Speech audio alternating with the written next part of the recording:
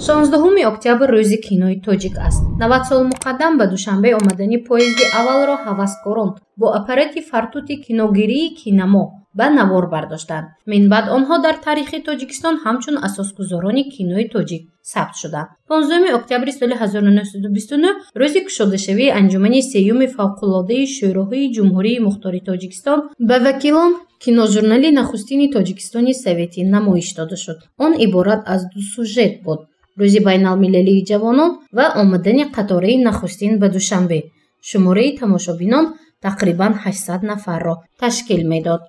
дар назди таърих 90 сол ин чандон соли бузургу зиёд ҳам нест, лекин дар як муассисаи давлати, як муассисае ки рушду нумӯ ва муаррифии як соҳа, яъне тоҷикфилмро муаррифӣ мекунад, ин як хеле соли тӯлонист ва дар ин муддат дар зарфи 90 сол тоҷикфилм оғоз карда аз корҳои Комил Ёрматов то Борис Кимёгаров, Тоҳир Собиров, Бахтиёр Худоназаров ва дигар коргардонҳо филмҳои хеле зиёдеро сабт карданд ва барои тамошобинҳои ҳам тоҷик ва ҳам берун аз Тоҷикистон пешниҳод намуданд.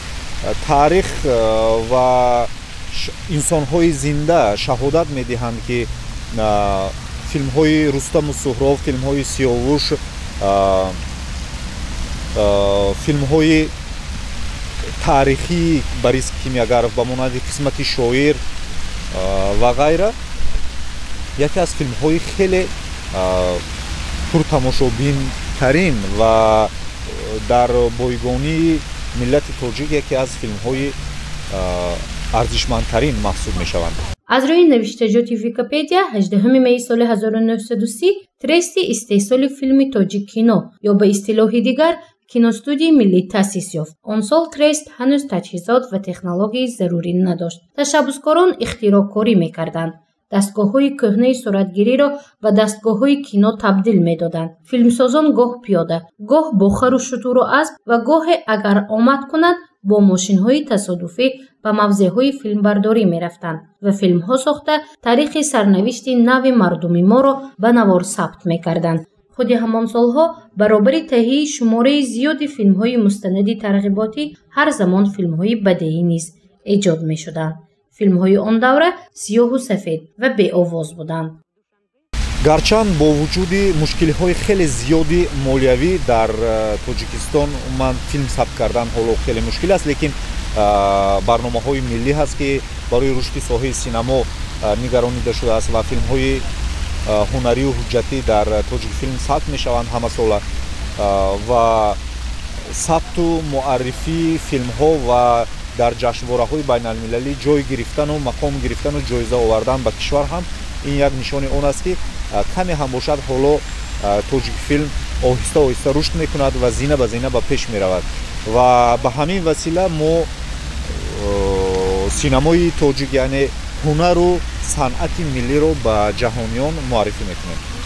осим орифпур сардори шӯъбаи назорат оид ба паҳн ва намоиши филмҳои тоҷикфилм дар вилояти Соғ мегӯяд, ки ҳанӯз тоҷикфилм мақоми худро дар сатҳи байналмилалии ҷаҳонӣ пайдо накардааст. барои пайдо намудани мақому манзилати филми тоҷик мушкилиҳои зиёд бояд ҳалли худро ёбад. дар соҳаи филмофарии тоҷик як мушкилӣ ҳаст, хоса дар тоҷикфилм ва дигар студияҳои истеҳсолӣ. филма бо сад азоб сабт мекунанд, таҳия менамоянд, онро омода мекунанд, лекин барои таблиғ кардан, реклама кардан маблағ надоранд. яъне ин сабаб мешавад, ки мо мардумро аз хона ба синамохона, яъне ба кинотеатр овардан наметавонем. яке аз мушкилиҳои асосии соҳаи синамо дар Тоҷикистон ҳамин аст, ки мо масалан дар қиёс бо хориҷиҷо чӣ гуна аст? Масалан Амрико, Аврупо зиёда аз 30-35% буҷаи филм ин таблиғ аст, реклама аст. яъне кор оғоз мешавад ва анҷоми он примера ҳаст. то примера яъне таблиғ, реклама ва баннерҳои калон, барномаҳо, махсус лоиҳаҳои махсуси муаррифӣ кардани филм таҳриррезӣ ва роҳандозӣ мешаванд. лекин мутаассифона дар мо ҳатто барои сабти филм мо маблағ ба зур меёбем. мо дар ҷодаи муаррифӣ кардани филмҳоямон, яъне дар ҷодаи филмҳоро реклама карда тавонистан бояд хеле кор кунем ва лоиҳаҳои вижаеро таррезӣ карда роҳандозӣ кунем, то ин ки филмҳои мо мардумӣ шавад. филм аз доираи тамошои махсуси кормандони зиёӣ ба халқу омма рафта расад. мушкилии ҷалби тамошобин барои дидани филми тоҷик зиёд аст. коршиносон бар он назаранд, филм дар хурди муаммои ҷомеа бошад, пас он метавонад тамошобини худро пайдо намояд. чӣ бояд кард ки соҳаи филмбардорӣ дар вилоят рушд кунад? муҳаққиқон ҳанӯз ибрози андеша менамоянд. яъне мо сценарияҳои миллӣ надорем. сценарияҳои миллӣ бояд созем, таҳия кунем. якум таблиғи брендҳои ширкатҳо. ҳоло филм як майдони реклама нашудааст. яъне вақте ки филм майдони реклама мешавад, майдони таблиғ мешавад, он гоҳ мо метавонем ки филм сабт кунем ва ким кадом брендҳои ҷаҳониро барои ҳамкор сарпарастӣ даъват намоем. вақте ки ин соҳа рушд мекунад, соҳаи кино пеш меравад, яъне соҳаи реклама, таблиғ дар соҳаи филмофарӣ. ва сеюм масъала барои рушд кардани ҳамин соҳаи синамо дар ҳар як музофот, яъне деҳа, ноҳия, клубҳои тамошои кино, кинотеатрҳои замонавӣ бояд бошад. масалан фарз кардем мо кинотеатр надорем, дар шаҳри хуҷанд ягон кинотеатри муосир надорем. чӣ гуна мешавад ки кино рушд кунад? дар қасри ҷавонон филм мемонед. қасри ҷавонон курсиҳои албатта нарм дорад, лекин фазои кинотеатр лозим аст.